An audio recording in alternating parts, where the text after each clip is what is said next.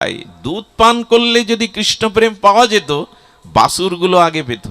ফল খেয়ে যদি ভগবানের প্রেম ভক্তি হতো, বাদুড়গুলো আগে পেত। তীর্থে তীর্থে গাভীরাও তো ঘুরে বেড়ায়, কত শূকর কুকুরও ঘুরে বেড়ায়, এতে তার প্রেম হবে কি? তীর্থে ঘুরলেই প্রেম হবে এমন নয়। গঙ্গায় 3 বেলা স্নান করলেই যে আপনার ভক্তি হবে এমন নয়। গঙ্গায় তো ডুব দিচ্ছে হাঙর কুমির, মাছ, মৎস্য প্রাণী সবসময় ডুব দিচ্ছে, ওদের ভক্তি কই? ব্রাহ্মণ হলেও হবে না। যদি চণ্ডালও আমার চরণে নিষ্কপটে শরণ নেয়, আত্মসমর্পণ করে, তবে যেন আমি তার, সে আমার। এখন দেখছেন হিন্দু মিডিয়া চ্যানেলটি সাবস্ক্রাইব করুন।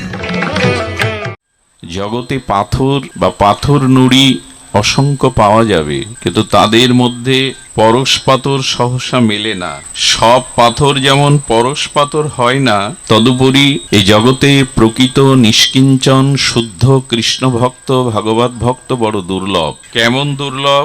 বলছে কোটি জ্ঞানী মধ্যে একজন মুক্ত হয়, আর কোটি মুক্ত জীবের মধ্যে একজন শুদ্ধ ভগবত ভক্ত হন। অসংখ্য অগণিত অনন্ত পাথরের মধ্যে যেমন পরশ পাথর সুদুর্লভ, তেমনি জগতে জীবগণের মধ্যে দুর্লভ হলো জ্ঞানী ভক্ত। আর কোটি জ্ঞান মধ্যে আরো দুর্লভতর যারা মোক্ষ বা মুক্তিপ্রাপ্ত হন। আর এই কোটি মুক্ত মধ্যে সুদুর্লভতম 2-1 শুদ্ধ ভগবত ভক্ত। দুর্লভতা হি ভাগবত লোকে, এই জগতে সুদুর্লভতম হলো একজন শুদ্ধ নিষ্কিঞ্চন ভগবানের অনুরাগী প্রিয় শুদ্ধ ভক্তের। তো এই শুদ্ধ ভক্তি প্রাপ্তির উপায় কি? সুদুর্লভতম শুদ্ধা ভক্তির উপায়, শুদ্ধা ভক্তি প্রাপ্তির পরম উপায় আমরা কিঞ্চিত আস্বাদনে ব্রতী হব। দেখুন, ভগবানে আত্মসমর্পণ ব্যতীত, শ্রী ভগবানে সর্বস্ব আত্মসমর্পণ ব্যতীত, সমর্পিত ব্যতীত শুদ্ধ ভক্তিকে আমরা ঠিক অনুধাবন করতে পারবো না। শুদ্ধ ভক্তিকে অনুধাবন করতে গেলে ভগবানে আত্মসমর্পণ ব্যতীত, সর্বস্ব নিবেদন ব্যতীত শুদ্ধ ভক্তিকে আমরা বুঝতে পারবো না। দেখুন, জ্ঞানী তত্ত্বজ্ঞ মুক্ত এদের শাস্ত্রে লক্ষণ নির্ণয় করেছেন।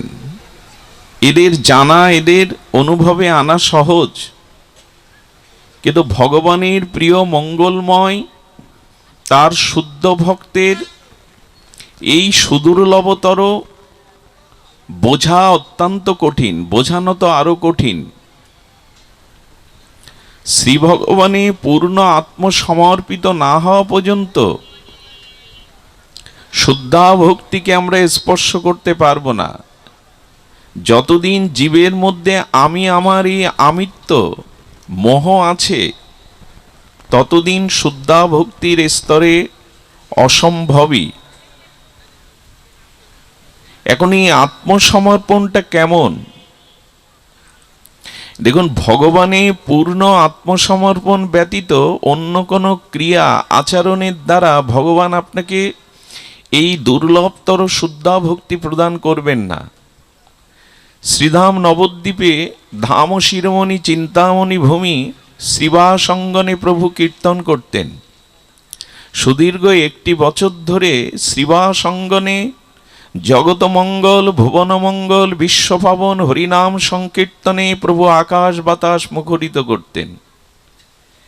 এই নবদ্বীপে একজন ব্রাহ্মণ কুমার, উপবীতধারী ব্রাহ্মণ, বিপ্রকুলে জন্মেছে, তারপরে উপবীতধারী ব্রহ্মচারী, এবং কি পান করে জীবন ধারণ করেন জানেন? পয় অর্থাৎ দুগ্ধ। একে তো ব্রাহ্মণ, দুগ্ধ পান করে জীবন ধারণ করেন, আর তপচর্যা পরায়ণ ব্রহ্মচারী।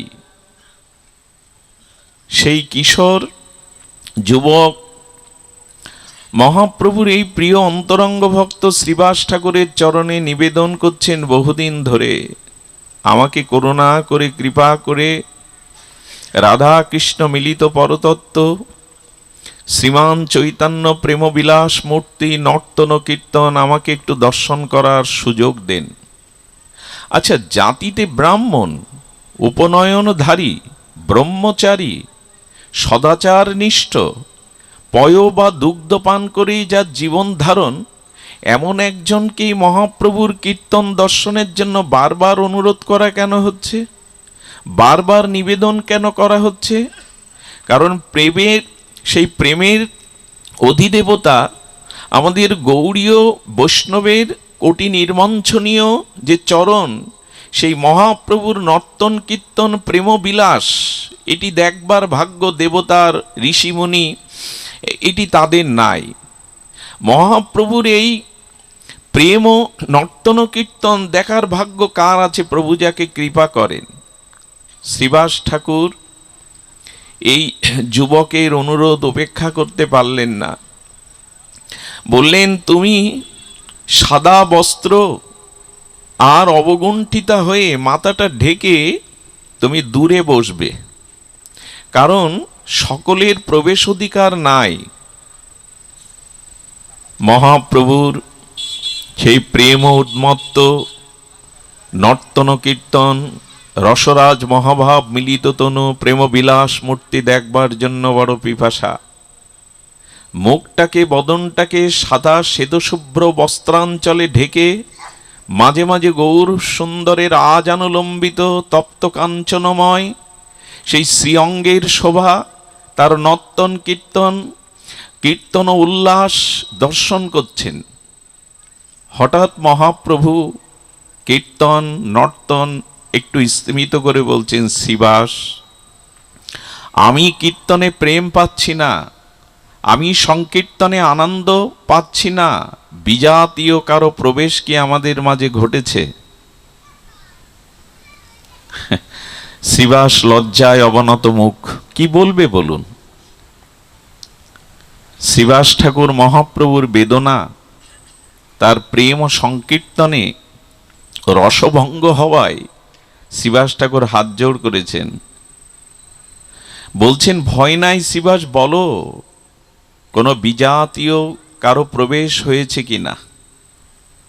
সুধীবৃন্দ, যদি কখনো ভাগবত বা সংকীর্তনে ভক্তগণ একত্রিত হন আর সকল ভক্তগণের মন প্রাণ হরিকথা হরিনাম মুখী একই সূত্রে গাথা হয়, ওখানে প্রেম আসে, ওখানে মহাপ্রভুর বিশেষ কৃপা সেখানে বর্ষিত হয়। এই জন্য এক মন হওয়া দরকার। এই ভাগবত নিকেতন, এই হরিসভায় ভক্তদের শুভাগমন শুধু লোক ভিড় হলেই, লোকে লোকারণ্য হলেই অনুষ্ঠান সার্থক হবে তা নয়। সকলেই যদি একমনা হয়, সকলেই যদি হরিকথা উন্মুখ হয়, প্রত্যেকের মধ্যেই যদি চাতকের মতো হরিকথা হরিনামের পিপাসা উৎকণ্ঠা ব্যাকুলতা জাগে, ওখানেই ভগবানের প্রেম ভক্তি বর্ষিত হয়, ওখানেই মহামানবদের শুভ আগমন ঘটে। এরকম না একবার দাও একবার, এরকম না যে যেখানে হয় হরিনাম সংকীর্তন সেখানে হয় মধুর বৃন্দাবন, এরকম না। হরিনাম হলেই, ভাগবত হলেই বৃন্দাবন হবে এমন না। যেখানে হয় শ্রী ভগবানের নাম সংকীর্তন, সেখানে যদি হয় অনুরাগী শুদ্ধ ভক্তের আগমন, সেই ভক্তদের যদি ভগবত চরণমুখী এক মন হয়, ওইখানেই ভগবানের শুভাশিস ভক্তি প্রেম নেবে আসে। এক মন তো আমরা হতে পারি না, কোলাহলও থামানো যায় না। আমরা চাতক শ্রোতা হতে পারি না। সুধীজন, সবসময় উপরে বসাটা সম্মানের পরিচয় নয়। নিচে বসলেও, এ কথা কেন বলছি, পেছনে আমরা যারা থাকি, অন্তরালে যারা থাকি, আমরা যে অযোগ্য তা নয়। যোগ্য ভক্তরাই যে সামনে বসে কৃপা পাবেন এমন নয়। দেখুন, উপরে বসলেই যে আপনি শ্রেষ্ঠত্ব আসন পাবেন তা নয়। আপনারা লক্ষ্য করেছেন, বলাকা বা বক গাছের উপরের ডালে বসে, কিন্তু রাজহংস রাজহংস নিচেতেই থাকে, সরোবরে থাকে। মূল্যায়ন কার? বকের না রাজহংসের? এই জন্য যদি শ্রদ্ধা থাকে, ভক্তি থাকে, তো পেছনে বা সামনে যেখানেই যে অবস্থান করুক, তার উৎকণ্ঠা, ব্যাকুলতা, তার শ্রবণ ও পটুতা এটি থাকলে ভগবানের বিশেষ পাত্র হন তিনি। ভগবানের দৃষ্টি শুধু সামনে যারা, তাদের দিকে যায় না, যারা সবার অন্তরালে বসে আছেন এদের দিকেও যায়, যদি তার চিত্ত ভগবানের সমর্পিত হয়। ভয় নাই শ্রীবাস বলায়ে বচন, প্রভুর কীর্তন রসে রসভঙ্গ হওয়ায় শ্রীবাস ঠাকুর তখন হাত জোড় করেছে। মহাপ্রভুকে আনন্দ দেওয়ার জন্যই এই গৌর ভক্তগণের জগতে আগমন। তারা জগতে এসেছে মহাপ্রভুকে সুখ বা আনন্দ বিধান করবে বলে। সেবা সুখ তাৎপর্যে মহাপ্রভু যাতে আনন্দ পান, এটাই ভক্তি। ভগবানকে আনন্দ প্রদান করা, সেবা সুখ দান করাই হলো ভক্তি। বিনিময় ভগবানের কাছ থেকে নিজ আত্মসুখ চাওয়াটা ভক্তির পরিচয় নয়। তুমি সুখী হও, তুমি আনন্দ পাও। মহাপ্রভুর সংকীর্তনে বিঘ্ন হওয়াতে শ্রীবাস ঠাকুর করজোরে অবনত মস্তকে দৈন্যর দ্বারা বলছেন, ভয় নাই শ্রীবাস বলায় বচন। কবিরাজ কৃষ্ণ গোস্বামীর অনবদ্য স্বর্ণাই ফলকে লেখা এই পয়ার ধ্যান দিয়ে শুনুন। শ্রীবাস বলছেন, পাষণ্ডে রীতে প্রভু নাহি আগমন। প্রভু তুমি যে কীর্তনে আনন্দ পাচ্ছ না, প্রেম পাচ্ছ না, রসভঙ্গ হচ্ছে, কিন্তু হেতা পাষণ্ডের আগমন নয়। শ্রীবাস তো জানেন এই ব্রাহ্মণ কুমারের পরিচয়। পাষণ্ডের রীতে প্রভু নাহি আগমন, এখানে কোনো পাষণ্ড আসেনি, এখানে কোনো পাষণ্ড আসেনি। সবে এক ব্রহ্মচারী বড় সুব্রাহ্মণ। ধ্যান দিন, উলোধ্বনি বারবার দিতে হবে না, কথার দিকে ধ্যান দিন। বলছেন যে সবে এক ব্রহ্মচারী সুব্রাহ্মণ। মহাপ্রভুকে বোঝাচ্ছেন, বাবা বসো বসো, মহাপ্রভুকে বোঝাচ্ছেন সবে এক ব্রহ্মচারী বড় সুব্রাহ্মণ। শ্রীবাস ঠাকুর হলো নারদের আবেশ অবতার।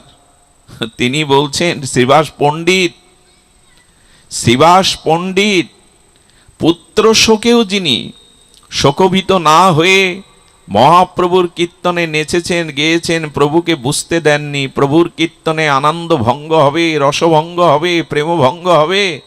তাই মৃতপুত্র কাপড় দিয়ে ঢেকে এসে নৃত্য করে বলেছেন, কোনো অমঙ্গল হয়নি, আমার গৃহে কোনো অমঙ্গল আসেনি, তুমি মঙ্গলময়, তুমি সূর্য সম, তুমি যেখানে সেখানে অমঙ্গল প্রবেশ করতে পারে না।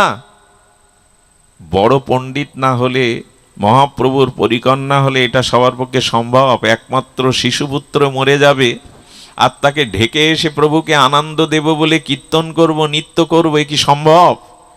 সেই শ্রীবাস বললেন, সবে এক ব্রহ্মচারী বড় ব্রাহ্মণ। প্রভু তুমি কীর্তনে আনন্দ পাচ্ছ না কেন? কীর্তনে প্রেম পাচ্ছ না কেন? বারবার কীর্তন স্তীমিত করছো কেন? এখানে কোনো পাষণ্ডের আগমন হয়নি। পরিচয় দিচ্ছেন শ্রীবাস ঠাকুর, সবে এক ব্রহ্মচারী বড় ব্রাহ্মণ।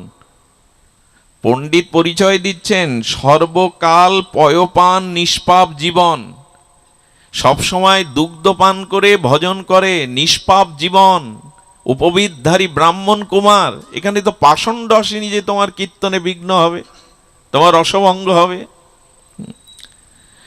দেখিতে তোমার নিত্য শ্রদ্ধা তার বড়। তোমার এই নর্তন কীর্তন দেখতে তার বহুদিনের আর হৃদয়ের গভীর শ্রদ্ধা। সেই শ্রদ্ধার নিবেদন সে আমাকে জানিয়ে আসছে অনেক দিন ধরে। নিভৃতে আছায়ে প্রভু জানিয়াছ দৃঢ়। প্রভু তার শ্রদ্ধা তোমার এই নর্তন কীর্তনে, তাই একটু অন্তরালে দৃঢ় মনস্কে তোমার এই কীর্তন দর্শন করছেন। এর পরেও প্রভুর প্রেমে বাধা হবে? আপনারাই বলুন। আপনারা তো বিবেচক শ্রোতা, আপনারা তো যথার্থ ভাগবত অনুরাগী শ্রোতা। ওই সেই কথাই বলছি, সব জায়গায় বৃন্দাবন হয় না। এরকম একজন কিশোর প্রবেশ করেছে, তাতেও প্রভুর প্রেমে বাধা, সংকীর্তনে রসভঙ্গ হচ্ছে। তো নিবৃতে আছায় প্রভু জানিয়াছ দৃঢ়। প্রভু নিবৃতে বসে তোমার কীর্তন শ্রবণ করছেন। আপনারাই বলুন, বিজ্ঞ শ্রোতা আপনারা, আপনারা বৈষ্ণবজন, শাস্ত্রজ্ঞজন, এমন একজন দুগ্ধপানকারী নিষ্পাপ ব্রাহ্মণ কুমার উপবিদধারী, তার আগমনে মহাপ্রভুর কীর্তন বিঘ্ন হবে? প্রভুর কীর্তন রসভঙ্গ হবে, প্রেমে বিঘ্ন আসবে, সংকীর্তনে রসভঙ্গ হবে। হলো তাই। কেন হলো এটা বলবার জন্য এই অবতারণা। ধ্যান দিয়ে শুনুন কেন প্রভুর এমন দশা হচ্ছে। শুনি ক্রোধ বেশে বলে প্রভু বিশ্বম্ভর। এ কথা শুনে কারো ক্রোধ হবে? আরো পতিত পাবন অবতারে এসেছেন, দয়ার ঠাকুর হয়ে এসেছেন, হ্যাঁ, তিনি করুণায় অবতীর্ণ হয়েছেন। শ্রীবাসের মুখে এরকম একটা কুমার বালকের কথা শুনে প্রভু ক্রোধ করবে? প্রভু ক্রোধ ভরে কি বলছেন শুনুন। শুনি ক্রোধ বেশে বলে প্রভু বিশ্বম্ভর, ঝাট ঝাট বাড়ির বাহিরে লইয়া কর। সবাই এটা হজম করতে পারবে না কথাটা। মহাপ্রভু বললেন ঝাট ঝাট, ওকে বাড়ির বাইরে বের করে দাও। কেউ ঘুমালে, কেউ তন্দ্রাচ্ছন্ন হলে, কেউ বিষয় কথা বললে যখন আমরা আপনাদের বলি এমন করবেন না, কিন্তু মহাপ্রভু করুণায় অবতার, পতিত উদ্ধারণ লীলাতে এসছেন, তিনি বলছেন ঝাট ঝাট বাড়ির বাহির করে দাও ওকে। জগৎ শিক্ষার জন্য মহাপ্রভু এই লীলা অবতরণ করালেন। তিনি বলছেন যে ঝাট ঝাট বাড়ির বাহিরে লইয়া কর, মোর নিত্য দেখিতে ইহার কোন শক্তি। আমার নিত্য দর্শন করবার জন্য ওর তেমন শক্তি যোগ্যতা আছে কি যে আমার নিত্য দর্শন করবে? মহাপ্রভু বলছেন কথাটি। মোর নিত্য দেখিতে ইহার কোন শক্তি, পয়পান করিলে মোহে হয় কি ভক্তি। দুধ পান করলেই আমাদের ভক্তি হবে? কিছু মনে নেবেন না। ভগবানকে নিবেদন করে পাওয়া প্রতিটি জীবের উচিত, বিশেষ করে মনুষ্য সমাজে যারা আছি। ভগবানের বস্তু, এ সৃষ্টির প্রভু তিনি, তিনি গতি, তিনি ভর্তা, তিনি সাক্ষী, তিনি প্রভু। সৃষ্টি স্থিতি যা কিছুর মূল অনাদি কারণ ভগবান। তাই যার বস্তু তাকে অগ্রে না দিয়ে পাওয়াকে অগ্রভোগ বলে। যার বস্তু তাকে অগ্রে না দিয়ে নিজে পাওয়াকে বলে অগ্রভোগ। কারণ যার বস্তু তাকে না দিয়ে আগে পেলাম, নিজে পেলাম, একে অগ্রভোগ দোষে দোষী হতে হয়। এই জন্য ভগবানকে নিবেদন না করে যারা পায়, গীতার মহাবাণীতে তাদের চোর নামে অভিহিত করা হয়েছে, অগ্রভোগ বলা হয়েছে। তার বস্তু তাকে না দিয়ে আগে পাওয়া, একে বলে অগ্রভোগ। এখন নিরামিষ যারা আমরা অনেকেই পাই, আমাদের অনেক অভিমান কাজ করে, আমি নিরামিষ পাই। নিরামিষ পেলেই, দুগ্ধপান করলেই, বছরে 6 মাস তীর্থ পরিভ্রমণ করলেই, দান ধ্যান যজ্ঞ করলেই তুমি ভক্তি পাবে, এমন নয়। এটা এমন কিছু বড় না যে দ্বারা তুমি প্রেম ভক্তি পাবে। প্রেম ভক্তি অনন্য বিষয়। মহাপ্রভুর মুখে শুনুন, মোর নিত্য দেখিতে ইহার কোন শক্তি, পয়পান করিলে মোহে হয় ভক্তি। তবে প্রভুকে প্রশ্ন করি তো আমরা, কিসে ভক্তি হয় বলো? ব্রাহ্মণ হলে হবে না, উপবিদধারী হলে হবে না, নিষ্পাপ জীবনযাপন করলে হবে না, দুগ্ধ পান করে ভজন করছি তাও হবে না, তাহলে কিসে হবে? কিসে তোমার ভক্ত হওয়া যাবে, ভক্তি পাওয়া যাবে? পয়পান করিলে কি মোহে হয় ভক্তি, দুই ভুজ তুলি প্রভু অঙ্গুলি দেখায়। আহা, একবার মনে মনে আঁকুন না, সেই 4.5 হাত প্রমাণ দীর্ঘ প্রভুর দিব্য আজান উলম্বিত বাহু তুলে তর্জনী উঁচু করেছেন প্রভু। বাহু তুলে তর্জনী উঁচে কি বলছেন? পয়পানে কভু মোরে কেহ নাহি পায়, পয়পানে কেহ মোরে কভু নাহি পায়। দুধ পান করলে যদি কৃষ্ণ প্রেম পাওয়া যেত, বাছুরগুলো আগে পেত। বাছুরগুলো গাভীর দুধ ছাড়া অন্য কিছু পায় না। ফল খেয়ে যদি ভগবানের প্রেম ভক্তি হতো, বাদুড়গুলো আগে পেত। তীর্থে তীর্থে গাভীরাও তো ঘুরে বেড়ায়, কত শূকর কুকুরও ঘুরে বেড়ায়, এতে তার প্রেম হবে কি? তীর্থে ঘুরলেই প্রেম হবে এমন নয়। গঙ্গায় 3 বেলা স্নান করলেই যে আপনার ভক্তি হবে এমন নয়। গঙ্গায় তো ডুব দিচ্ছে হাঙর, কুমির, মাছ, মৎস্য প্রাণী সবসময় ডুব দিচ্ছে, ওদের ভক্তি কই?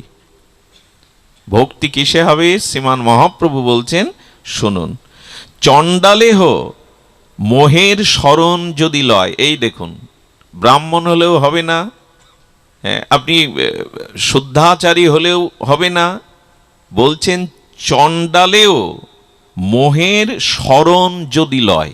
আহা, অনেকেই মনে করতে পারেন কার হবে? ব্রাহ্মণের হচ্ছে না তো চণ্ডালের হয়ে। প্রভু এবার মুখ খুলছেন, জগৎকে তার ভক্তি সিদ্ধান্ত স্থাপন করছেন। চণ্ডালও যদি আমাতে পরিপূর্ণরূপে আত্মসমর্পণ করে, অর্থাৎ আমার শরণ নেয়, সেও মরে মুঞ্চিতার জানিও নিশ্চয়। যদি চণ্ডালও আমার চরণে নিষ্কপটে শরণ নেয়, আত্মসমর্পণ করে, তবে যেন আমি তার, সে আমার। আহা, চণ্ডালেহ মোহের শরণ যদি লয়, সেহ মোর মুঞ্চিতার জানিও নিশ্চয়। সে আমার, এটা নিশ্চয় জেনিও। তাহলে মূল বিষয় কি আসছে? ভগবানে শরণ নেওয়া, পূর্ণ নিষ্কপটে ভগবৎ চরণে সমর্পণ করা, সমর্পিত জীবন। আর কি বলছেন? সন্ন্যাসীও যদি মোর না লয় শরণ। আহা, সন্ন্যাস নিয়েছে, ত্যাগ বৈরাগ্য নিয়েছে, কিন্তু সেও যদি আমার চরণে নিষ্কপটে, লোক দেখানো না, কপট রহিত নিষ্কপট, এ জগতের মান মর্যাদা পদ প্রতিষ্ঠা আত্মসুখ প্রবঞ্চনা ত্যাগ করে যদি ধর্ম অর্থ কাম মোক্ষ এই চতুর্বর্গ ফল ত্যাগ করে এক আমার প্রীতির জন্য আমার চরণে শরণ নেয়, চণ্ডালেরও আমি নিশ্চয়, কিন্তু সন্ন্যাসী হয়েও যদি শরণ না নেয়, সেহ মোর নহে সত্য বলিল বচন।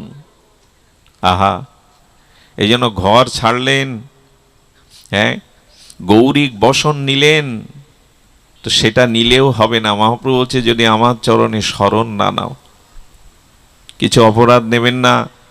ত্যাগ এমন না, আমি বাড়ি, আমার জন্মস্থানের ঘর ছাড়লাম, গিয়ে উঠলাম 5 তলায়, একটা ঘর ছেড়ে আর একটা ঘরে উঠলাম, এতে সন্ন্যাসের কি মহিমা? ঘর তো ছেড়ে আর একটা ঘর পেলাম, আরো বড় ভালো ঘর পেলাম। আচ্ছা, পুত্র কন্যার প্রতি মোহ ত্যাগ করলাম, এরই নাম তো সন্ন্যাস। ব্রহ্মচর্য নিলাম, কিন্তু কোন কোন শিষ্যের প্রতি পুত্র কন্যার থেকে আরো মোহ এসে গেল। এই যে ত্যাগ, এই ত্যাগ মহাপ্রভুতে সন্তুষ্ট নন। আচ্ছা, গৃহের জমি জমা অর্থবিত্ত ছেড়ে দিলাম, এই জন্য তো সন্ন্যাস নিলাম, কিন্তু সন্ন্যাস নেওয়ার পরে অর্থবিত্ত ব্যাংক ব্যালেন্সের প্রতি আরো মোহ বেড়ে গেল, আরো হিসাব নিকাশ বেড়ে গেল। একে কি বলবেন? সন্ন্যাস? আর বর্তমান কলিযুগে এটাই বেশি হয়, সকলের জন্য নয়, কিন্তু মাদিস জীব আবেগে তাড়িত হয়ে ঘর ছেড়ে দেয়, কিন্তু বড় ঘরে গিয়ে ওঠে। অর্থবিত্তের মায়া ছেড়ে দেয়, কিন্তু সেখানে গিয়ে আরো অর্থবিত্তের জঞ্জালে জড়িয়ে যায়। পুত্রকন্যার প্রতি মমতাই যদি ছেড়ে গেলে, তা আবার কোন কোন শিষ্যের প্রতি এত গাঢ় মমতা কেন? সে না হলে চলবে না। মহাপ্রভু বললেন, না, সন্ন্যাসীও যদি মোর না লয় শরণ। শব্দগুলো অনুধাবন করতে হবে। সন্ন্যাসীও যদি মোর না লয় শরণ, সেও মোর নহে সত্য বলিল বচন। সেও আমার নয়, সেও আমার নয়। চণ্ডাল হলেও আমার, যদি সে আমার চরণে শরণাগতিতে পূর্ণ আত্মসমর্পণ করে, কিন্তু সন্ন্যাসীও আমার নয় যদি সে সমর্পিত না হয়। আচ্ছা বলুন তো, এখানে বলছেন গজেন্দ্র বানর গোপ কি তপ করিল, বলো দেখি তারা মোরে কি তপে পাইল। মহাপ্রভু দৃষ্টান্ত দিচ্ছেন, হনুমান কিষ্কিন্ধার বানরগণ কি তপস্যা করেছে যে আমার চরণ পেল। হনুমানের বুকের মধ্যেই তো আমি, তার প্রতিটি লোমকূপেই আমি, কি তপে পেল। আচ্ছা, গজেন্দ্র সেই মূর্খ হস্তি লেখাপড়া জানে না, বেদ বেদান্ত জানে না, কুমির আক্রমণ করেছে, স্ত্রী পুত্র বান্ধব কুটুম্ব তাকে ফেলে চলে গেছে গোধূলি বেলায়, আর ওকে বাঁচানো যাবে না, আমরাও মরতে রাজি নই। সেই সুর উঁচু করে ভগবানের নামও জানে না, তবু ডাকলেন। গজেন্দ্রকে প্রভু উদ্ধার করলেন। কি তপস্যা ছিল, কি তার ত্যাগ বৈরাগ্য ছিল!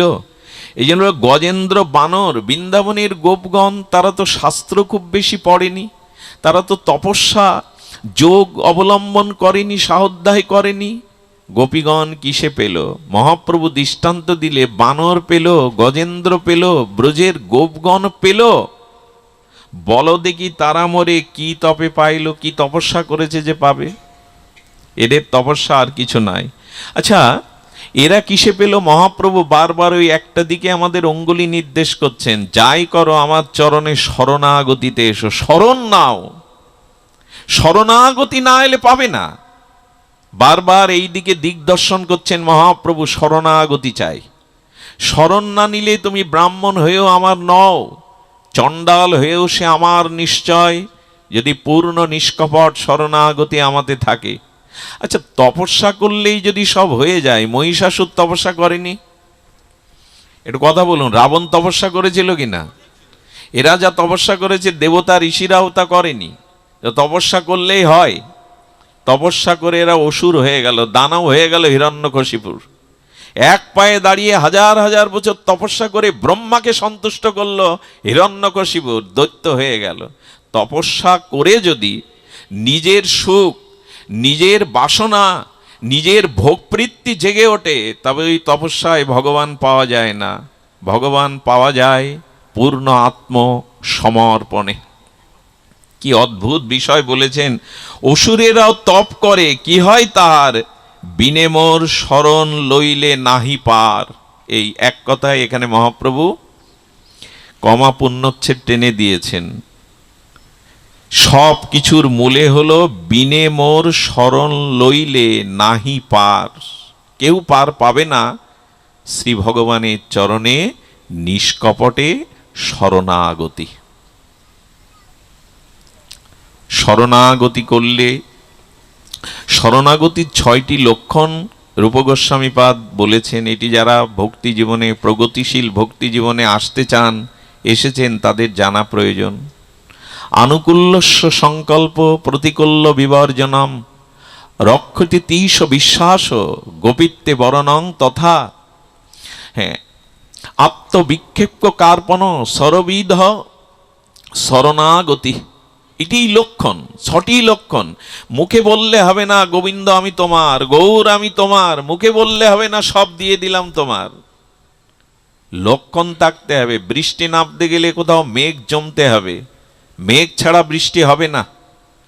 কিছুটা লক্ষণ থাকতে হবে যে তুমি ভগবানের শরণাগতি, মুখে বললে সব তোমার, সব তোমার, আমার বলে জগতে কিছু নেই, প্রভু সব তোমার, এরকম মুখে বলাতে হবে না। আচ্ছা, মুখে বললে আপনি আমি ভুলতে পারি। আমার হৃদয়ে বসে আমার 1 কোটি জন্ম পরে আমার মনে কি বাসনা জাগবে, কি সংস্কার জাগবে, যিনি জানেন, তাকে ফাঁকি দেওয়া যায়? কথাটি আবার বলি, আমার হৃদয়ে বসে আমার 1 কোটি জন্ম পরে আমার কি সংস্কার, কি বাসনা, কি ইচ্ছা মনে জাগবে, যিনি জানেন, তাকে ফাঁকি দেওয়া যাবে কপটতা করে? অন্তর্যামী তো অন্তরে বসে সব দেখেন, আমি বাইরে ফাঁকি দিলাম। সমাজকে, মানুষকে আমি তার চোখে জাল ফেলে দিলাম। ভগবানকে দিতে পারবে না, যে কোটি জন্ম পরও আপনার স্বভাব জানে। 1 কোটি পরের জন্মে আপনার সংস্কার, স্বভাব কেমন, অন্তর্যামী যিনি জানেন, তাকে কোথায় ফাঁকি দেব আমরা?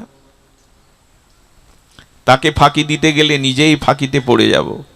এই জন্য বললেন, এই জগতে কপটতার কোনো স্থান নেই। মুখে আর মুখ দুরকম হলেই এ পথে বিপদ। এ পথ তার জন্য না যার মন মুখ ভেতরে বাহিরে 2 রকম।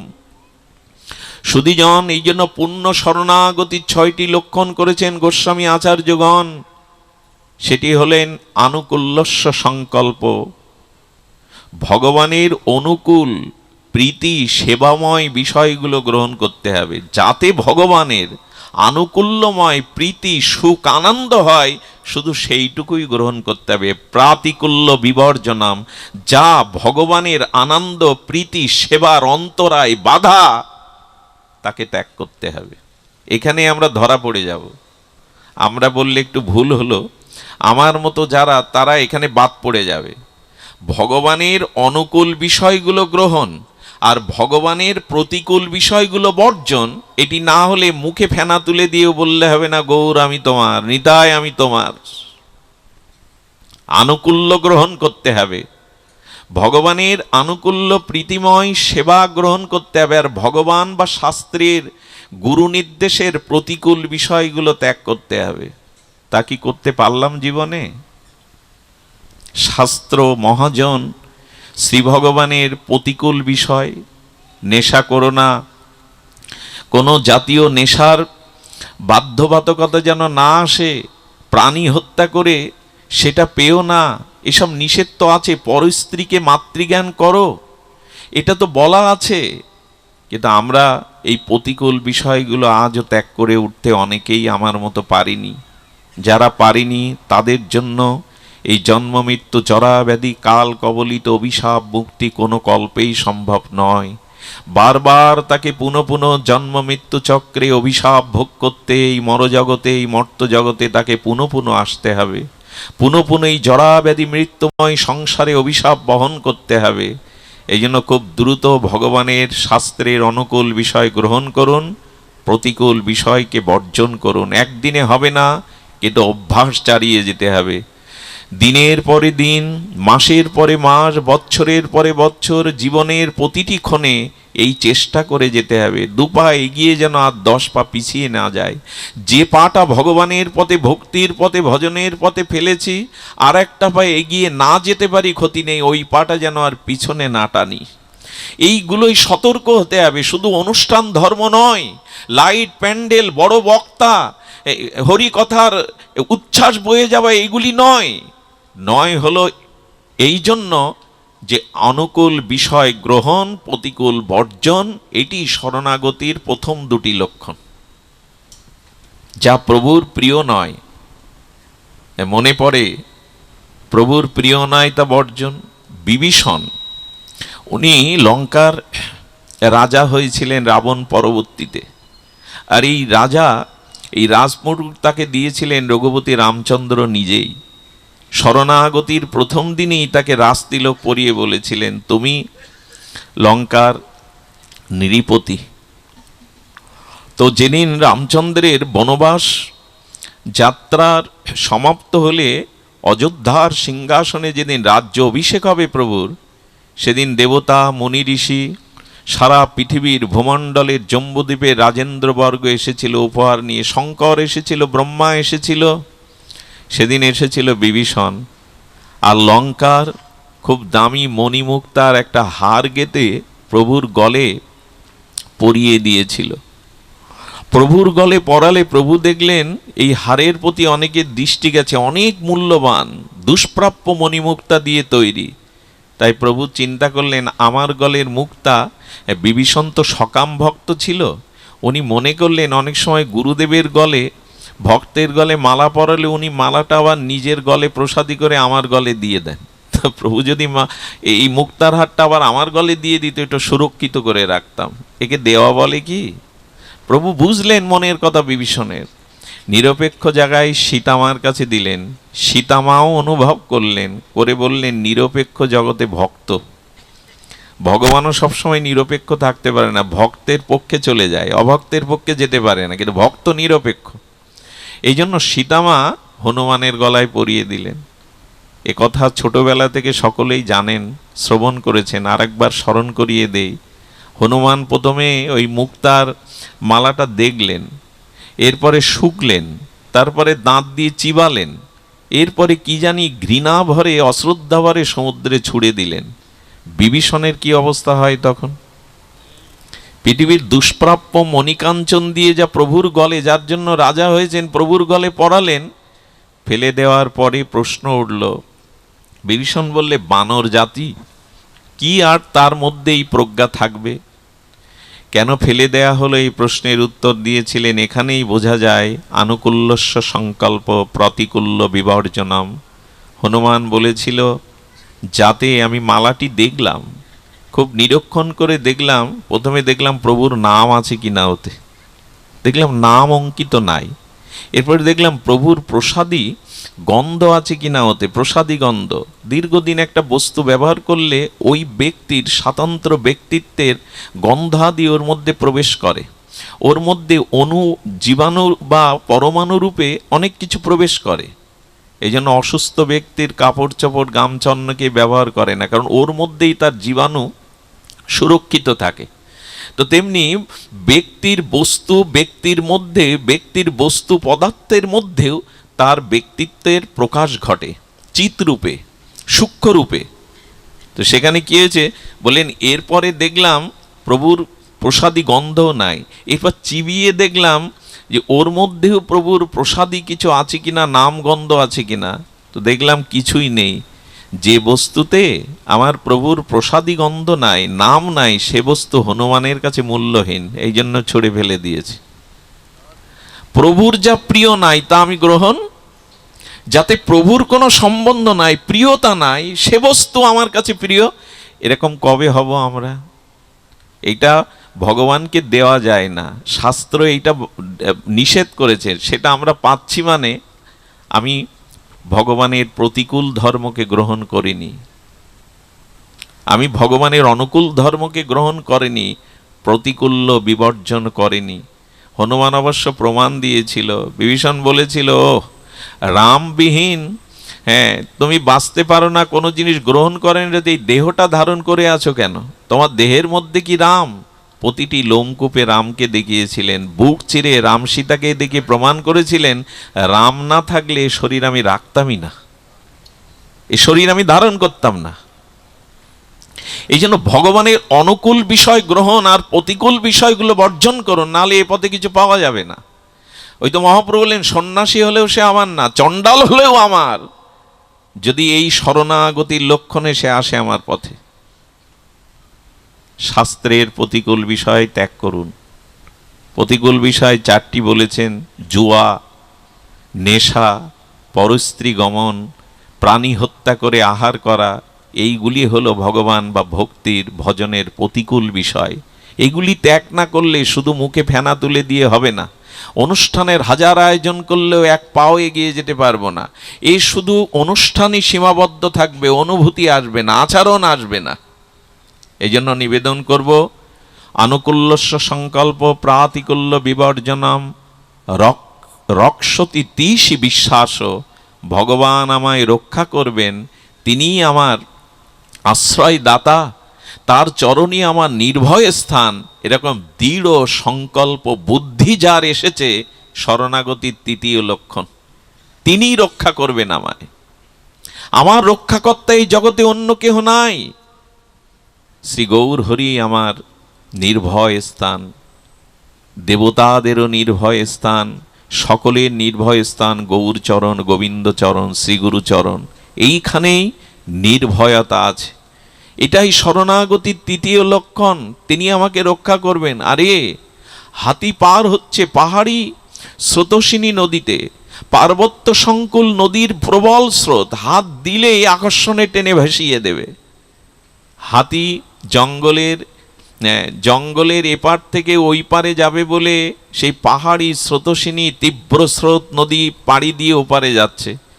হাতি দেখছে এত স্রোত বেশি, হাতি বলবান প্রাণী উঠতে বাধাগ্রস্ত হচ্ছে, পাচ্ছে না, ঢেউয়ে বারবার ভেসে যাচ্ছে। হাতি বারবার এই জলের স্রোতের শক্তির কাছে পরাভূত হয়ে আর চিন্তা করছে, না রে, আমার পাশ দিয়ে আমার লোমকূপের মতো ছোট ছোট মাছগুলো দল বেঁধে আনন্দে সঙ্গীত করতে করতে, আনন্দে সাঁতার কাটতে কাটতে জলের বিপরীতে যাচ্ছে, আর আমি কিনা হাতি, সেই জলের স্রোতে আমি ভেসে যাচ্ছি। এর কারণ কি? আচ্ছা, স্রোতে দেখেছেন কাঠের গুঁড়ি ভেসে যায়, নৌকা ভেসে যায়, মরা লাশ ভেসে যায়, কিন্তু মাছগুলো উজানে উল্টো দিকে যায়। এর কারণ কি? হাতি অবাক চোখে দেখছে, বাহ বাহ, পার্বত্য সংকুল স্রোতস্বিনী নদীতে আমি ভেসে যাচ্ছি, ছোট ছোট মিন মাছগুলো স্রোতের বিপরীতে কি করে উজানে যায়? প্রশ্ন করুন তো মাছের কাছে। মাছের ভাষা যদি থাকতো, ওরা উত্তর দিত কি জানেন? হাতি শোনো, কেন আমরা উল্টো দিকে স্রোতে ভেসে যাচ্ছি? আমাদের জন্মই এই জলে, আমাদের আশ্রয় এই জল, জল ছাড়া আমরা বাঁচব না।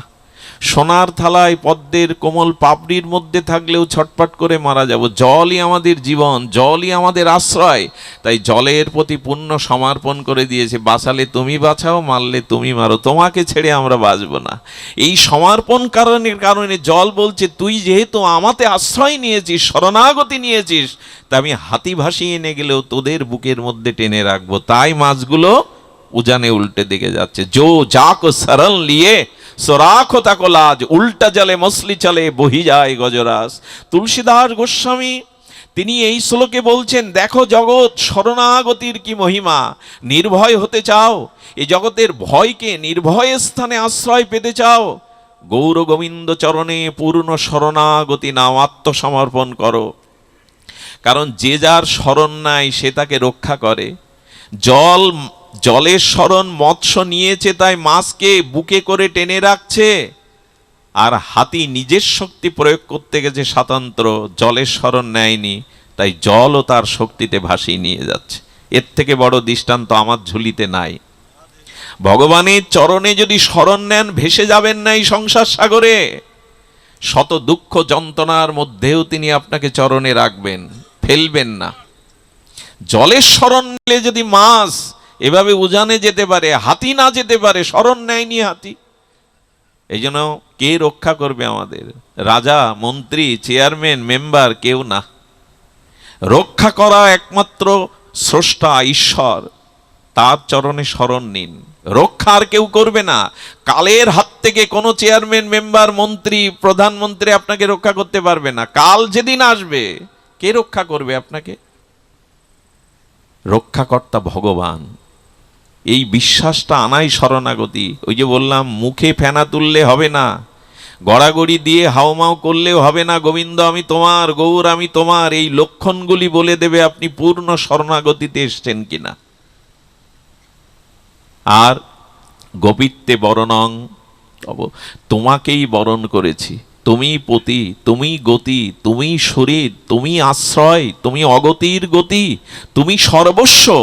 এ শুধু শব্দ নয়, জীবন দিয়ে, প্রতিটি ইন্দ্রিয় দিয়ে, প্রতিটি ভাবনা দিয়ে, অনুরণন ধ্যান দিয়ে মনে করতে হবে, তুমি আমার পতি, তুমি আমার আশ্রয়, তুমি আমার শরীর, তুমি আমার গতি, তুমি আমার অগতিরও গতি। এইভাবে তাকে বরণ করুন, এইভাবে তাকে বরণ করুন। এরই নাম শরণাগতি। হ্যাঁ, গোপিত্বে বরণং তথা আত্মনিক্ষিপ্য কার্পণ্য। ভগবানের নাম নিতে, ভগবানের ভজন করতে, জীবনের যা কিছু তাকে নিবেদন করতে কার্পণ্য করবেন না। আত্মাকে না জানায় কার্পণতা, ভগবানকে ভজন না করায় কৃপণতা। শুধু টাকা গচ্ছিত করে রাখলেই তাকে কৃপণ বলে না। এ জগতে সব থেকে বড় কৃপণ যিনি মনুষ্য জন্ম পেলেন, বিবেক পেলেন, বুদ্ধি পেলেন, শাস্ত্র পেলেন, সাধুগুরু পেলেন, ধাম পেলেন, গঙ্গা পেলেন, তুলসী পেলেন, বৈষ্ণব পেলেন, প্রসাদ আদি পেলেন, এর পরেও যিনি ভজন না করে জগৎ থেকে সরে গেলেন, ইনি কৃপণ। কাজের কাজ করলেন না যে জন্য সে এসেছিল, ইনি প্রকৃত কৃপণ। আর কৃপণের কোনো কালেই ঠাঁই নাই। কৃপণ কোনো জন্মেই ভক্তি পাবে না। কৃপণতা এমন একটা দোষ, সবখানে ইহকাল পরকালে তাকে শেষ করে দেবে। কৃপণতার ইহজগতে পরজগতে কোথাও স্থান নাই। এই জন্য প্রকৃত কৃপণ ভগবান ভজন না করা, আত্মাকে না জানা, এই ষড়বিধ লক্ষণ যার মধ্যে, ইনি শরণাগতি, যথার্থ শরণাগতি এটি। আসুন আমরা চেষ্টা করি, একদিনে হবে না, এক জন্মেও হয়তো হবে না, তবে নিতাই গৌড়ের এই প্রেম ধর্মে অনার্পিত চরিত যুগে, এই করুণার যুগে আমরা সামান্য এগিয়ে গেলে তিনি এগিয়ে আসবেন। কিন্তু বাধা কোথায়, অন্তরায়টা কোথায়, সামান্য একটু আস্বাদন করি। অন্তরায় কি জানেন? ভগবান শঙ্কর পার্বতীকে বলছেন, শ্রী ভগবান বারবার কেন জগতে আসেন? লীলা করেন পার্বতীর এই প্রশ্নের ভগবান শঙ্কর উত্তর দিচ্ছেন, ধ্যান দিন। অনুগ্রহায় ভূতানাং মানসিংতনমাশ্রিতম ভজতে তাদিশি ক্রিয়া য সূত্রা তৎপর ভবেত। ভাগবতজি ভগবান এই শ্লোক বলেছেন, অনুগ্রায় ভূতানাম মানসিংতনমাশ্রিতম, অর্থাৎ ভগবান বারে বারে এই মনুষ্য শরীর ধারণ করে কেন এই জগতে লীলা করেন, তার কারণ ভগবান শঙ্করের মুখে শুনুন। ভগবান জগতে আসেন, এর অনেকগুলো কারণের মধ্যে একটি কারণ ভগবান শঙ্কর মাতা পার্বতীকে দিয়ে জগৎকে শোনাচ্ছেন। একবার শঙ্করজি বলছেন, ভগবানের গুণ অনন্ত। অনন্ত কাকে বলে? যাকে অন্ত করা যায় না। ভগবানের গুণ অনন্ত। আর আমাদের জীবের, আমাদের বলতে ভুল হলো, আমার মতো জীবের অনন্ত দোষ। ভগবানের অনন্ত গুণ আর আমার দোষ গুণে বলা যাবে? বলতে পারবেন? আমি তো পারবো না, আমার দোষ কত জন্মের কত দোষ, এ গুণে বলা যাবে না। এই জন্য শাস্ত্র বলছেন, ভগবান তোমার গুণ যেমন অনন্ত, তেমনি আমার মতো জীবের দোষও অনন্ত। এই অনন্তে অনন্তে যদি সামনাসামনি হয়, তাহলে জীব ভগবানকে কি বলবে? বলে, প্রভু দেখো, তোমার কোনো প্রতিযোগী থাকা উচিত নয়। একই চেয়ারে দুজন প্রধানমন্ত্রী বসতে পারে না, একই ব্যাসপীঠে আমরা দুইজন পাঠ করতে একই সাথে পারবো না। তো প্রভু, তোমার কোনো প্রতিযোগী থাকা উচিত নয়। ভগবান বলছে, কেমন? বলেন, আমার অনন্ত দোষ আর তোমার অনন্ত গুণ, এই দিক দিয়ে আমি আর ওদিক দিয়ে তুমি, এক হলো না। তোমার এই অনন্ত গুণের কোনো প্রতিযোগী যেন না থাকে। ভগবান বলছে, তাহলে কি করতে হবে? বলে, এক কাজ করো প্রভু, তোমার প্রতিযোগী রাখবে কেন? তুমি আমার অনন্ত দোষকে শোধন করে নাও, তাহলেই তুমি অনন্ত গুণময় রূপে তোমার স্বীকৃতি হবে। আমার দোষ স্খলন করে নাও, আমার অনন্ত দোষ, আবার তোমার অনন্ত গুণ, তোমার প্রতিযোগী কেন থাকবে? তুমি আমার দোষকে স্খলন করে দাও, শোধন করে নিয়ে তোমার করে নাও, যাতে তোমার অনন্ত গুণের প্রতিযোগী কেউ না থাকে। দেখুন, বিনয় পত্রিকায় কথাটি ধ্যান দিয়ে শুনবেন আশা করছি, খুব মার্মিক কথা। যেমন এই মালা গেঁথে দেখবেন, এইখানে একটা বড় ফুল দেয়, চেন করলে এখানে একটা লকেট দেয়, ওইটা খুব শোভা পায়। তেমন হাজার কথার মধ্যে এই কথাগুলি ওই লকেটেরই মতো। এখানে একটা স্থূল পদ্ম দিলে যেমন মালাটা শোভা হয়, এই কথাটাও তেমন শোভা। বিনয় পত্রিকায় গোস্বামী তুলসী দাস একদিন রামচন্দ্রের সভাতে উপস্থিত। সভাতে গিয়ে অবনত মস্তকে সাষ্টাঙ্গে প্রণাম করে বলছেন, প্রভু আপনার সবাই এসে দেখলাম এখানে একটি বিষয়ের কমতি আছে, আর সেটা আমি ছাড়া কেউ পূর্ণ করতে পারবে না। ভক্তের ভাষা এমন হয়। প্রভু রামচন্দ্রের সবাই গিয়ে বলছেন, এখানে একটি কমতি আছে, কম আছে, আর আমি ছাড়া সেই কমতি পূর্ণ করতে পারবে না। পাশে যারা ছিল তারা বলছে, বাহ, প্রভু রামচন্দ্রের এই রাজসভার মধ্যে কারা আছে একবার দেখেছো? ঠাকুর লক্ষ্মণ, ভরত, শত্রুঘ্ন, হনুমান, অনন্ত ঋষিমুনি, অযোধ্যাবাসী। তুমি বলছো এখানে অপরিপূর্ণ, আর তুমি সেটা পূর্ণ করবে? এত অদ্ভুততা তোমার। বলেন, প্রভু যদি নিবেদন করার অনুমতি দেন, কোনটা অপূর্ণ বলি? তুলসীদাস গোস্বামী অবাক করা কথা বলছেন, বড় বিস্ময়কর কথা। বলেন, প্রভু তোমার অনন্ত নামের মধ্যে, অনন্ত গুণের মধ্যে একটা গুণ, একটা নাম হলো তুমি পতিত পাবন। ভগবানের অসংখ্য নামের মধ্যে একটা নাম পতিত পাবন। তো প্রভু তোমার সভাতে এসে দেখলাম এই নামের সার্থকতা নাই। কারণ ঠাকুর লক্ষ্মণ, হনুমান, ভরতজি, ঋষিমুনিরা এরা কেউ পতিত নন, এরা তোমার প্রিয় অংশ, শক্তি, ভক্ত। কিন্তু এইখানে একটা জিনিসের যেটা কমতি আছে, আমার মতো পতিতের কমতি আছে। তাই আমি এসে বলছি, আজকে তোমার যেটা কমতি আছে এটা পূর্ণ হবে। আমি পতিত, আমার থেকে পতিতে ব্রহ্মাণ্ডে আর কেহ নাই। এখন প্রভু তোমার পতিত পাবন নাম সার্থক করো। আমার মতো পতিতকে যদি তুমি উদ্ধার না করো, প্রেম না দাও, তাহলে পতিত পাবন তোমার এই নামের সার্থকতা হবে না, এটাই অপূর্ণ থাকবে। তুমি আমাকে পতিত পাবন করে নাও প্রভু, আমাকে পতিত পাবন করে নাও। রামচন্দ্র বিস্ময় চোখে তাকিয়ে আছেন। ভরসা কিন্তু এই জায়গায়, আমি এতক্ষণ যা বললাম ভরসা কিন্তু এই জায়গায়। উনি পতিত পাবন আর আমি পতিত, ভরসা এই জায়গায়। নাম যখন তোমার পতিত পাবন, পতিত উদ্ধারণে যখন তুমি আসো দয়া করে কৃপা করে, তখন এবার আমি বাদ পড়ব না। এইবার আমার ভরসা জেগেছে, আমার হাজার অবগুণ থাকলেও পতিত হলেও তুমি তো পতিত পাবন, তুমি নিশ্চয়ই আমাকে ফিরাবে না। এটাই ভগবানের করুণা, তার করুণায় অবতীর্ণ হয়েছেন, এই জন্য এবার পতিতকে ফেরাবেন না। কুষ্ঠ বিপ্রের গায়ে কুষ্ঠ, স্ত্রী পুত্র সব ফেলে দিয়েছে, ত্যাগ করে দিয়েছে, পোকাগুলো গা থেকে ঝরে ঝরে পড়ছে, সেই পোকাগুলো আবার ক্ষত ঘায়ের মধ্যে লাগিয়ে দেয়। গৌর হরি একে গিয়েও বুকে জড়িয়ে ধরেছিলেন। সবাই ত্যাগ করেছিলেন, কিন্তু গৌর যখন মহাপ্রভু জড়িয়ে ধরতে যাবে কুষ্ঠবিপ্র বাসুদেবকে, বললেন ছুঁয়ো না। প্রভু সবাই ত্যাগ করেছে, ছুঁয়ে না, বললেন কাছে যদি না আসতে দেবে গৌর বলে কেন ডাকলে? দাও জন্ম জন্মান্তরের পাপ অপরাধ যা কিছু আমায় দাও, এটি নেওয়ার জন্যই আমি অবতীর্ণ হয়েছি গলিতে। প্রেম গাঢ় আলিঙ্গন দিয়ে চিন্ময় করে দিলেন তাকে। এর থেকে পতিত পাবন কাকে পাবেন?